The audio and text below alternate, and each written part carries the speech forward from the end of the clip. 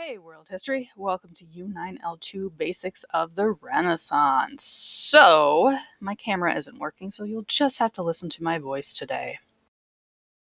Learning targets. Students can explain the social, political, and economic changes in Europe.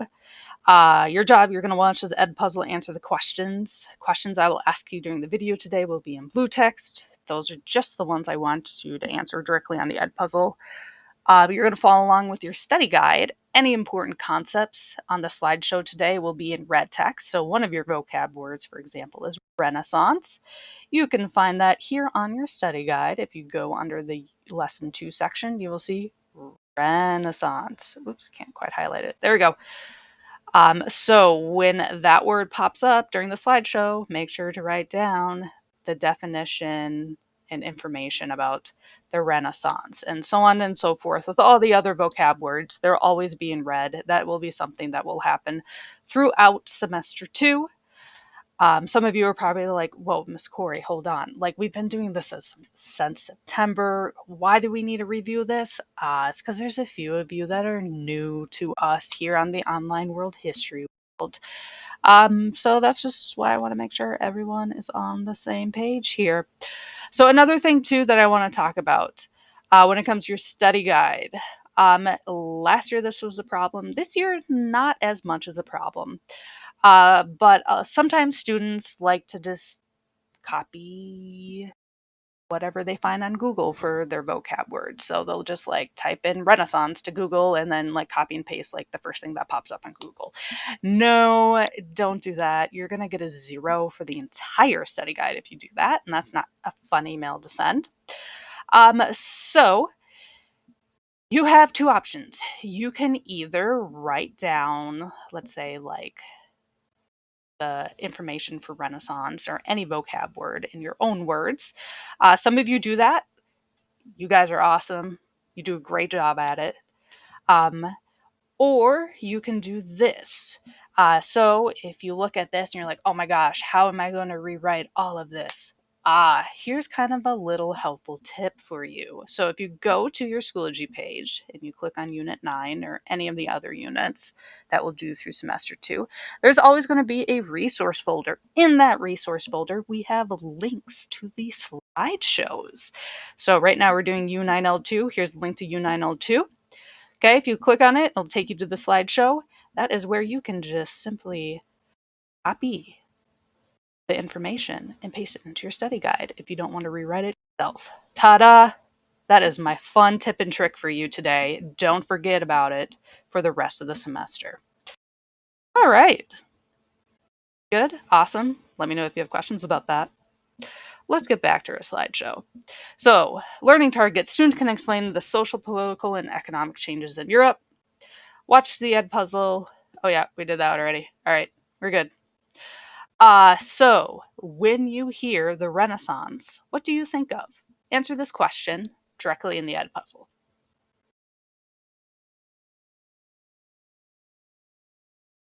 There might be a variety of things you think about. So you might think about Renaissance festivals or Ren Fests. We do have one in Minnesota. I was there a few years ago. It's been a few years since I've been there, but some people love it. So that's awesome. I'm sure some of you have been there. You might think of cool dresses and like princesses and royalty during this time period.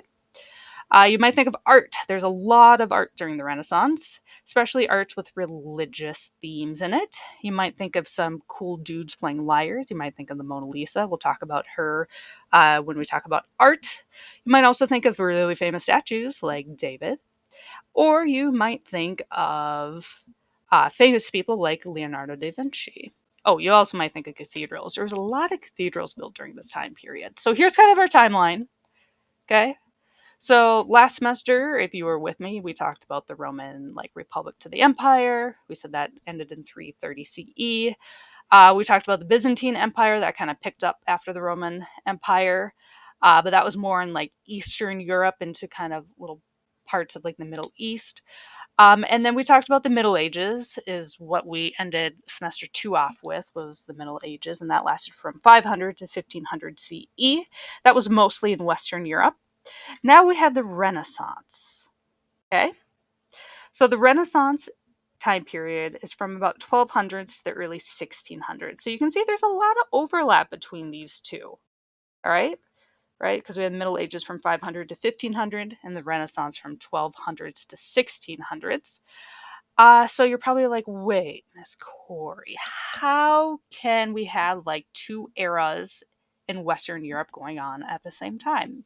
And that is a really good question. So Europe did not change the Renaissance era in one day. Okay? So you have to think of more of like the Renaissance spreading through Europe.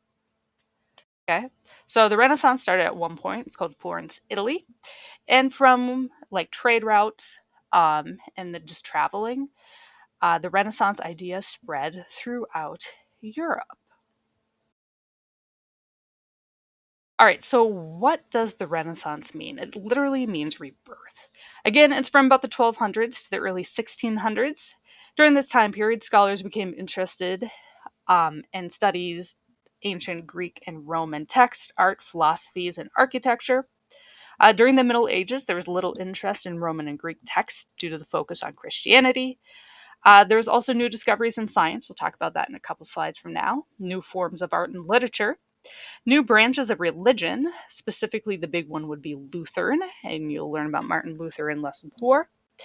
New political ideas. So we talked about last semester about feudalism. So feudalism, if you don't remember, was a very unfair social hierarchy where a bunch of really poor peasants would work the farmland for a lord. The lord would take all the food and the money from it. It was just really not an ideal way to live. And a lot of people died of diseases and stuff like that. So now during the Renaissance, Europe will be going away from feudalism. There was also new lands that were discovered during this time period. We got North and South America. So where did it begin? Like I said before, it began in Florence, Italy. That would be right here on the map. You can see it's like a little ways from Rome. Not too far. Remember, Rome is the capital of the Catholic Church during this time period. It is a very prosperous city. They focused on cloth making. They also did paper making, glass blowing, ceramics, and sugar refining. Because of these high in demand trade goods, there's a new economic class that emerged, and that would be of merchants and bankers. So merchant bankers would be upper middle to wealthy class. A good example of that would be the Medici family that you will learn all about in lessons 7 and 8. They were able to afford luxuries and invest in public works, such as they would collect texts and then they would hire scholars to study ancient Rome and Greek artifacts. They would also hire artists to make them art for their homes. So, where were like these merchants, bankers getting these Greek and Roman texts? Like, were they just hiding like in a box in their basement? Were they buried under dirt? Like, where did these come from? So, a lot of the Greek and Roman texts actually came from the Arabs. So, we talked about Arab caliphates a little bit in semester 1, if you were with me. And during this time, so what like an Arab caliphate is, it's like a kingdom. So it's an Islamic kingdom. They typically ruled North Africa and the Middle East.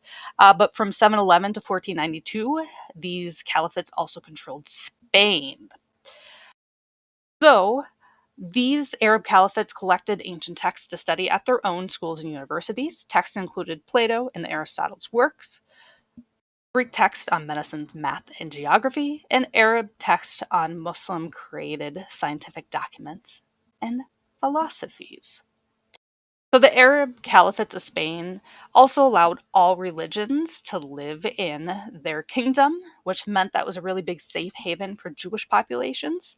So Jewish scholars would transcribe these texts from Arabic to more common European languages, so more Western Europeans could read these ancient texts. All right, now is also the rise of universities. So between 1300 and 1500, there are about 60 universities that were founded across Europe. So you can see here's an example. This is the University of St. Andrew in Scotland. This is one of the oldest universities that still exist today. You can see the architecture is very similar to a lot of universities that were even built like within the last 100 years. So, like, for example, if you ever been on campus of like St. Scholastica, which is up in Duluth, or University of St. Thomas, which is in St. Paul, yeah, St. Paul, a lot of their buildings look like this. So they kind of copied what the old Renaissance looking universities looked like. Universities also created teacher guilds that set standards to what it meant to teach and be a student at a university. It also created curriculum and final tests for degrees. And also, if students would be in a school for a longer period of time, they also created specialized degrees such as masters and doctorates. There's also a lot of new scientific discoveries during this time period. So prior to the Renaissance, it was believed that the Earth was in the center of the solar system, the sun, which is this yellow thing, revolved around the Earth, and then Mars, which is red, revolved around that. And anyone who would go against this belief would be going against the Catholic Church, and pretty much you'd be executed. But Copernicus, who's this dude here, argued that the sun was in the center of the solar system. So you can see on this example, so the yellow dot would be the sun, blue is the Earth, which would revolve around the sun, and then the Mars revolves around the sun as well. It's called heliocentrism, by the way, and it was condemned by the Catholic Church. But eventually, during the Renaissance period, it was like kind of like everyone knew, and they just followed this idea of heliocentrism. And the Catholic Church stopped beheading people over it too. All right, Galileo, that's that dude. He calculated things like speed and velocity, gravity and free fall, the principle of relativity, inertia, and projectile motion. Then you have Kepler, that's that dude down there. He did law of planetary motion, which you can see right here on this picture is the formula for how planets rotate around the sun. All right, next up we have utopia. So I'm sure you probably have heard the word utopia before. But what it literally means is no place. And this came from a book by Thomas More that is titled, well, Utopia. So More lived from 1478 to 1535 CE. He was part of King Henry VIII of England's royal court. You'll learn more about King Henry VIII in lesson 5. He was also a writer and a lawyer. The unfortunate part of him is him and King Henry VIII had kind of a big dispute of who was the head of the Church of England, so eventually he got beheaded. All right, anyway, back to Utopia. So Thomas More wanted to describe the perfect place, and so he called that place Utopia. He knew that this place would never ever exist. But if it did exist, government would be ruled by reason, not greed, status, or religion. Also, that the land would be owned by the state, which eliminated all social classes. He also talked about the study of criminal psychology, state controlled education, every religion has a right to society, divorce, euthanasia of dying and terminally ill patients, and also women's rights. So he had a lot going on in this book. So another really important part of the Renaissance was something called the Renaissance man. No, this was not a single person. It was more of an ideal characteristic of what a man should be. So most of these characteristics came from the book The Courtier by Castiglione. And a Renaissance man should be able to create art, be excellent in many academic fields, charming, witty, with a quick humor, well educated, dance, sing, and able to play music, write poetry, skilled horse rider, wrestler, and swordsman.